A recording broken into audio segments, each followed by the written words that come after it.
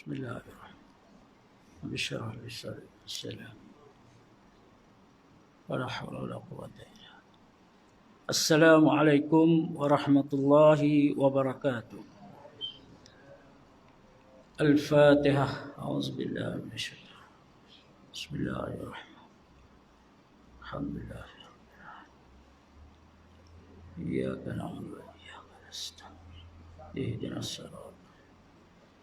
صراط الذين أنعمت عليهم غير المغضوب عليهم ولا الضالين.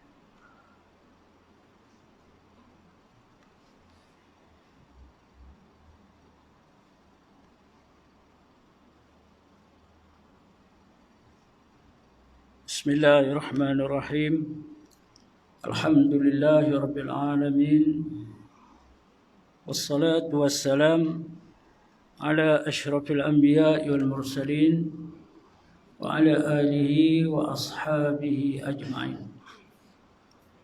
سبحانك لا علم لنا إلا ما علمتنا إنك أنت العليم الحكيم. رب اشرح لي صدري ويسر لي أمري واحلل عقدة من لساني يفقه قولي. أما بعد.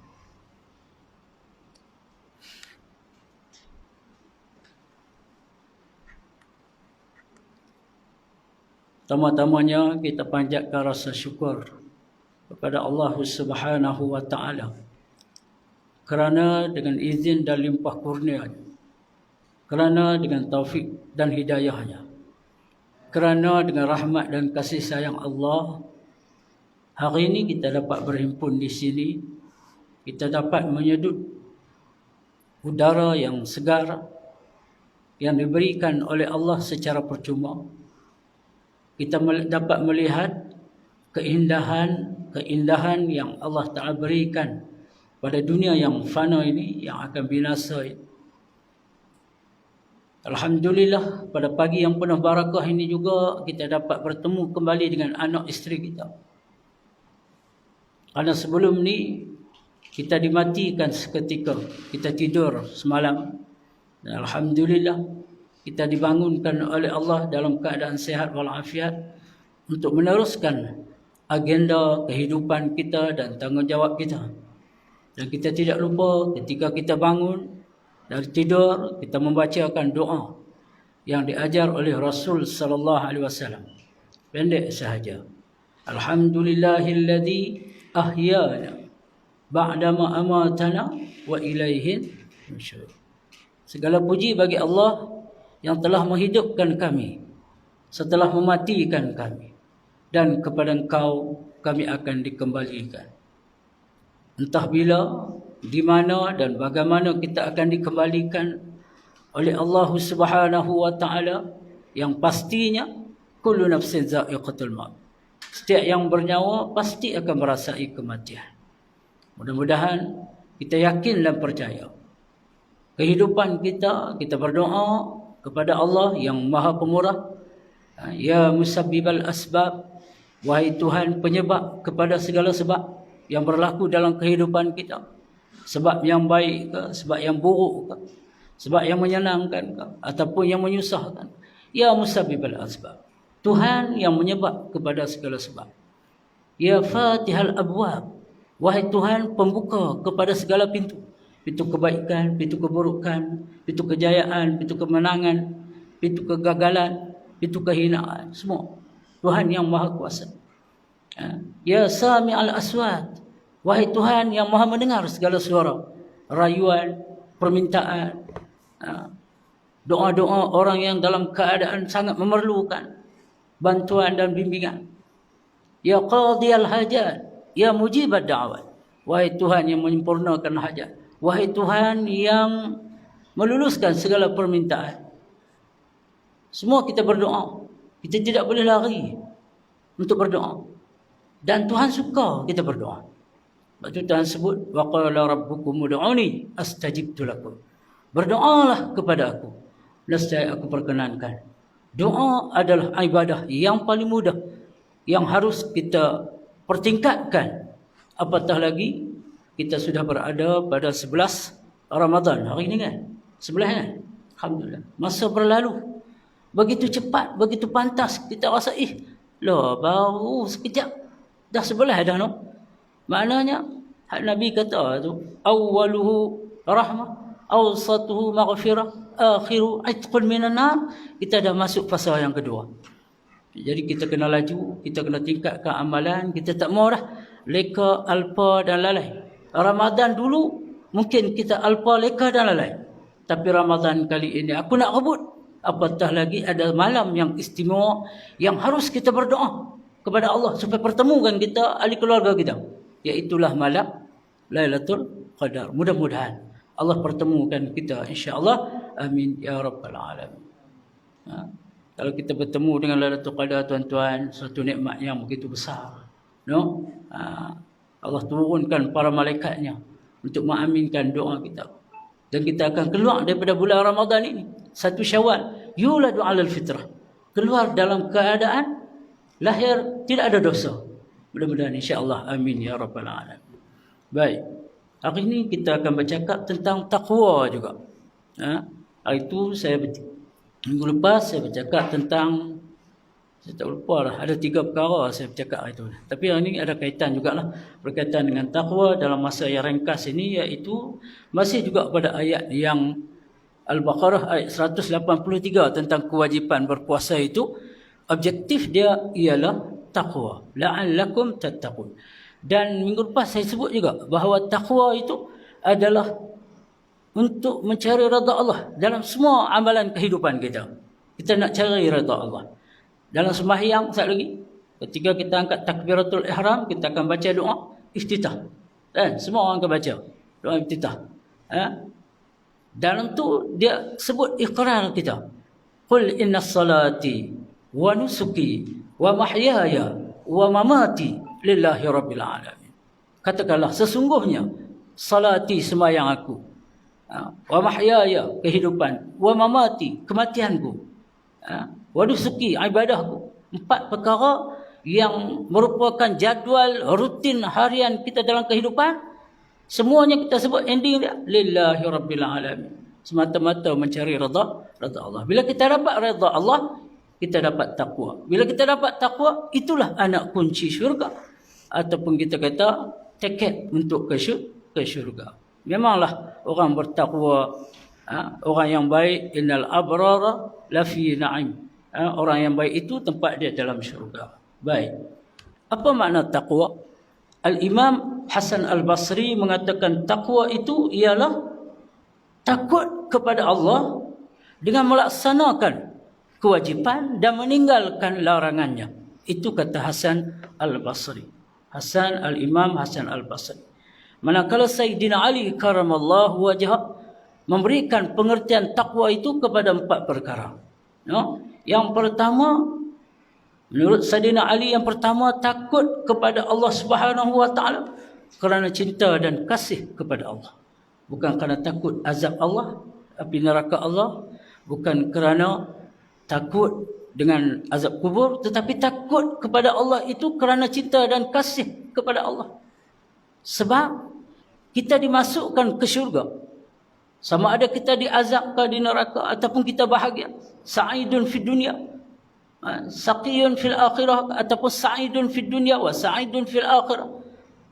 Bahagia, sa'id fil akhirah, bahagia dunia, bahagia di akhirat. Siapa yang tentu? Allah Subhanahu wa taala yang tentu. Kita masuk syurga bukan kerana amalan kita. Bukan kerana sembahyang kita 5 waktu sempurna, sembahyang sunat kita, Al-Quran kita, sedekah kita, segala amal kebajikan itu menjamin kita masuk syurga, tidak. Tetapi kita masuk syurga kerana rahmat dan kasih sayang Allah. Jadi kita carilah takwa, iaitu takut kerana Allah, kerana cinta dan kasih kepada Allah. Hadirnya kita pada hari ini bukan kerana kita takut kepada masyarakat kata hang tiada tak mai sembahyang Jumaat ni, kami pulau hang dah. Kita hadir sembahyang Jumaat ni semata-mata cinta dan kasih kita kepada Allah. Satu kisah, satu riwayat, seorang tua berjalan di tepi sungai, bertemu dengan seorang anak kecil yang sedang menangis sambil berwuduk. Ambil wuduk, dia menangis di tepi sungai. Maka kata orang tua tu, wahai anak kecil, Kenapa engkau menangis? Maka kata anak kecil itu, wahai pakcik, aku menangis ketika aku sedang baca Al-Quran. Apabila aku baca Al-Quran, maka aku bertemu dengan satu ayat yang berbunyi, A'udzubillahi minasyaitonirrajim. Ya ayyuhalladzina amanu qu anfusakum wa ahlikum nara.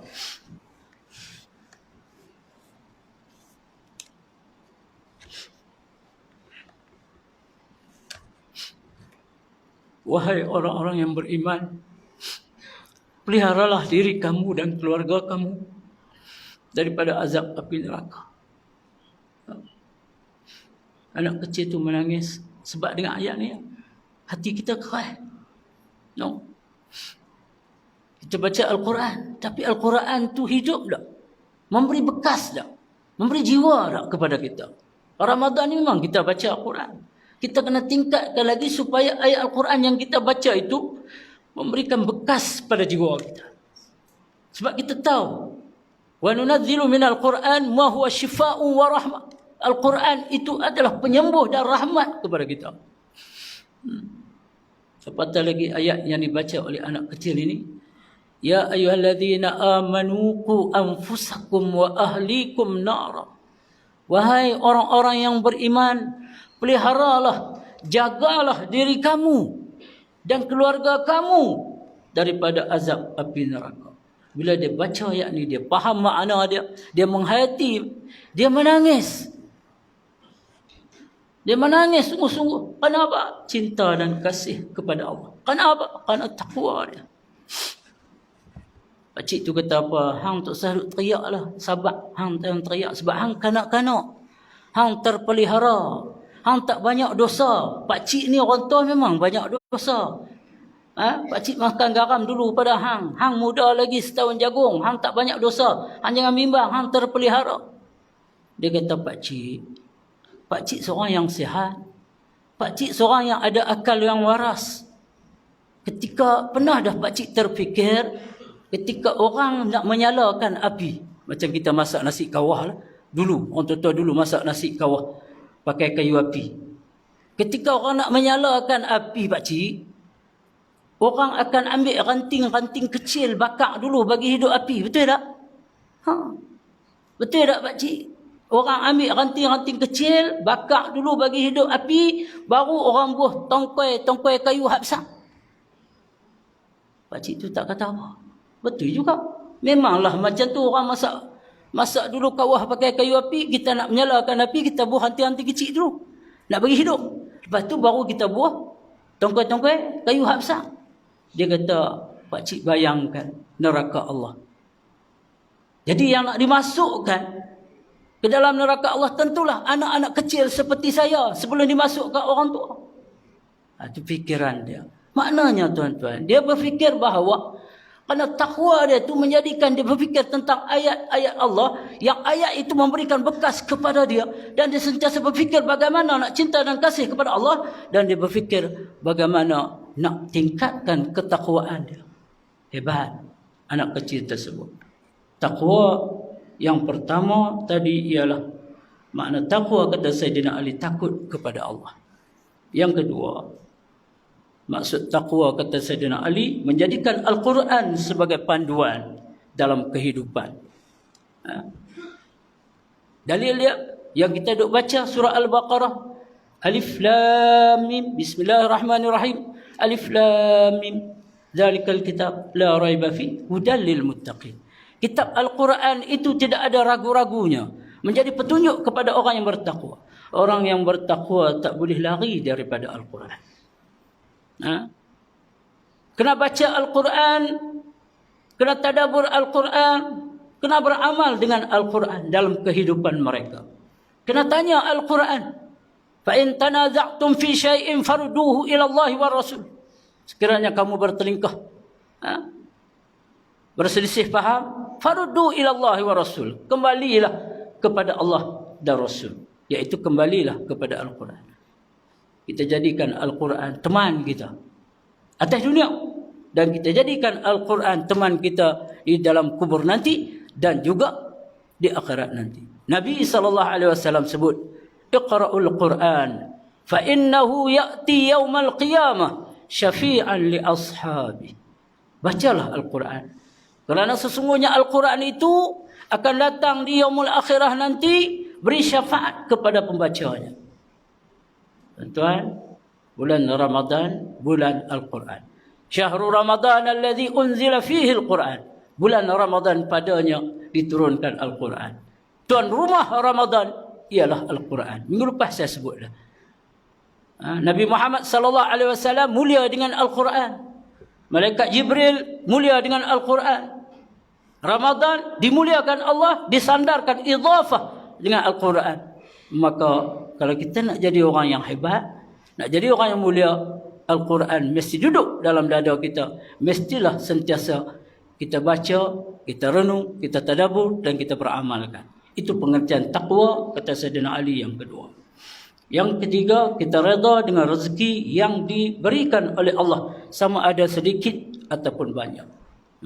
Kita redha dengan apa saja yang Allah Ta'ala bagi. Maka pagi kita apabila menerima rezeki, kita sentiasalah bersyukur dengan nikmat yang diberikan oleh Allah Subhanahu wa Ta'ala. La in syakartum la azidannakum wa la in kafartum inna azabi lasyadid. Insya-Allah. Dan yang keempat, kata Sayyidina Ali, ialah kita sentiasa bersedia dengan bekalan takwa selepas kematian. Orang yang bertakwa, dia akan sediakan bekalan untuk menghadapi kehidupannya selepas kematian. Wa tazawwadu, dan carilah bekalan. Fa inna khaira zadi taqwa, menjadi syarat rukun khutbah mesti pesan takwa. Dan Tok Khatib akan pesan apa? Ittaqullah. Kemudian Tok Khatib kata apa? Wa tazawwadu, maka carilah bekalan, tambahlah bekalan. Fa inna khaira zadi taqwa, sebaik-baik bekalan ialah takwa. Kita cari takwa dalam sembahyang kita. Kita dah sembahyang lama dah, sembahyang fardu. Kita jaga sembahyang sunat. Orang yang jaga sembahyang sunat, dia akan jaga sembahyang fardu. Orang yang hanya buat fardu, dia kena tambah dengan sembahyang sunat untuk tampung di manakah kecacatan pada solat fardu kita. Itu tanggungjawab kita. Ada satu kisah seorang abid, yang saya nak ceritakan di sini, yang sangat jaga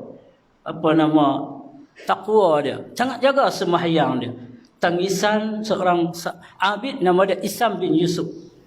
Dikisahkan bahawa seorang abid ini yang bernama Isam bin Yusuf ini sangat warak dan sangat khusyuk dalam sembahyangnya. Namun demikian dia selalu khawatir kalau ibadahnya kurang khusyuk, dan dia bertanya, dan dia selalu bertanya kepada orang yang dianggapnya lebih warak, bagaimana nak dapatkan khusyuk dalam sembahyang.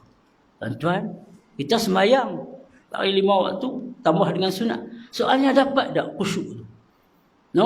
Mari kita ambil contoh daripada abid-abid, orang-orang yang hebat di sisi Allah, orang yang takwa mereka tinggi di sisi Allah.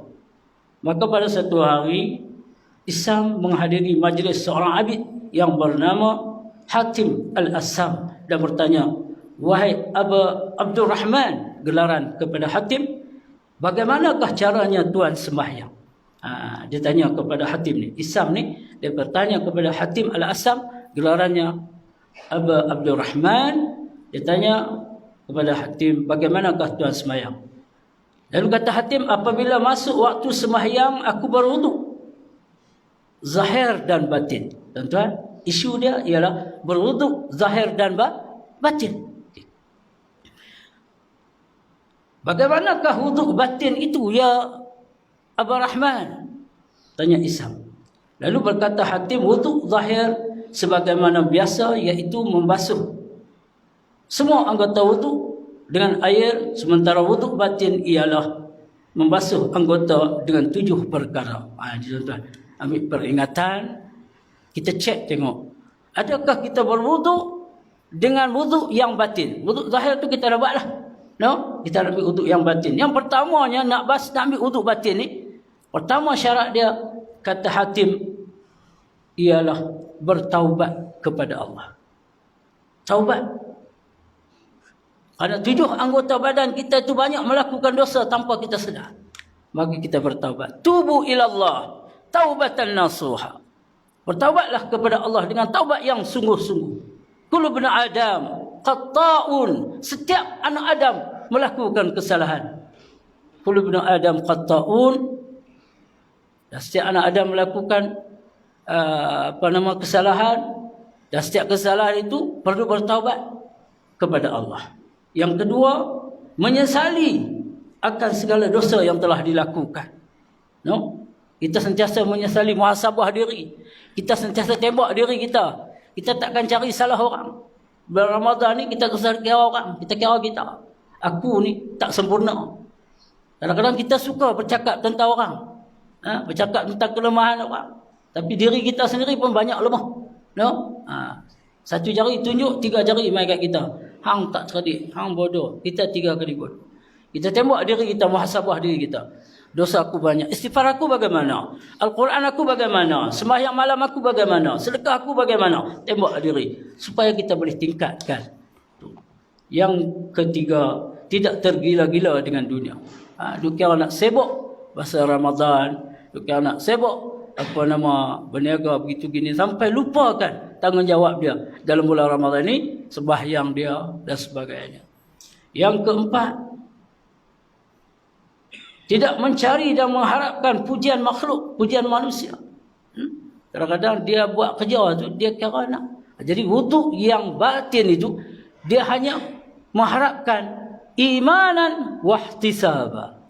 Dia berpuasa dengan penuh keimanan dan dia mengharapkan, pengharapan dia untuk dapat takwa kepada Allah. Buatlah kerja untuk dapat takwa dan mengharapkan ghufira lahu ma taqaddama min zambi. Allah ampunkan dosa dia. Kemudian meninggalkan sifat bermegah-megah.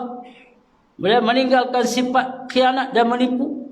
Meninggalkan sifat dengki. Itulah 7 perkara kata Hatim wuduk yang batin. Kemudian seterusnya Hatim berkata, kemudian aku pergi ke masjid.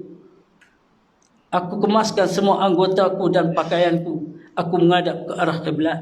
Aku berdiri dengan penuh kewaspadaan dan aku bayangkan Allah ketika dia nak angkat takbir, ketika dia menghadap arah kiblat, dia merasakan, dia mengatakan bahawa aku membayangkan bahawa Allah ada di hadapanku. Anta'budallah ka'annaka tarahu fa in lam yakun tarahu fa innahu yaraka. Engkau sembah Allah seolah-olah engkau nampak Allah. Fa in lam takun tarahu, kalau kau tak nampak Allah, Allah nampak engkau. Dia bayangkan Allah ada di hadapannya. Di sebelah kanan dia kata, aku bayangkan syurga di sebelah kananku. Aku bayangkan neraka di sebelah kiriku. Dan malaikat maut berada di belakang. Dan aku bayangkan pula bahawa aku seolah-olah berdiri di atas titian siratal mustaqim. Dan aku menganggap bahawa sembahyangku kali ini adalah sembahyang yang terakhir bagiku. Tuan-tuan, bayangkan Allah ada di hadapan, kata Hatim. Di sebelah kanan dia bayangkan syurga. Di sebelah kiri dia bayangkan neraka. Di belakang dia kata malaikat maut sedang menanti, tunggu dia selesai sembahyang. Sembahyang dia kali ini adalah sembahyang yang terakhir. Dan dia bayangkan dia berdiri tegak itu, berdiri di atas titian siratal mustaqim. Kalau dia tergelincir, jatuhlah dia ke dalam neraka. Nak dapat khusyuk. Begitulah Abid Hatim menceritakan kepada kita. Kemudian aku membayangkan sembahyang itu terakhir bagiku kerana aku rasa akan mati selepas sembahyang ini. Kemudian aku berniat dan bertakbir dengan baik. Setiap bacaan dan doa dalam sembahyang aku faham. Tuan-tuan, kita dah sembahyang 40 tahun dah, 50 tahun dah, kita faham tak bacaan dalam sembahyang? Allahu Akbar kabira, Allah yang maha besar dengan kebesarannya. Walhamdulillahi katsira, Allah segala puji baginya dengan segala kepujiannya. Kita kena faham maksudnya. Saya cerita ni tuan-tuan untuk kita upgrade sembahyang kita, tingkatkan sembahyang kita supaya sembahyang kita lepas ni khusyuk. Kita tak mau duduk di tahap lama dah. Kita kena sentiasa tingkatkan. Setiap bacaan dalam sembahyang tu kita kena reti, kena faham untuk kita dapat dan tiru seperti mana Abid ni supaya kita dapat khusyuk dalam sembahyang. Aku faham maknanya. Kemudian aku rokok dan sujud dengan tawadhu, merasa hina. Rokok dan sujud dengan tamadinah, merasa hina diri. Kita ni hamba al-faqir ilallah yang tak ada apa, yang menyerah diri kepada Allah. Dan aku bertasyahud tahiyat dengan penuh pengharapan dan aku memberi salam dengan penuh keikhlasan. Begitulah aku sembahyang selama 30 tahun. Tuan-tuan, selama 30 tahun hatim sembahyang, beginilah amalan dia. Jadi kita nak ambil amalan-amalan ulama yang macam ni kerana kita nak dapat khusyuk dalam sembahyang. Walaupun sedetik, walaupun sesaat, walaupun seketika. Mudah-mudahan dengan khusyuk dalam sembahyang ini kita akan dapat ketakwaan di sisi Allah Subhanahu wa taala. Zuhur apa? 118. Ya, jadi insya-Allah tuan-tuan, ada sikit lagi nanti kita akan sambunglah pada masa dan waktu yang sama. Jangan ke mana-mana, bersama saya insya-Allah. Kita akan cerita tentang keistimewaan jadi orang yang bertakwa insya-Allah. Wallahu a'lam. Assalamualaikum warahmatullahi wabarakatuh.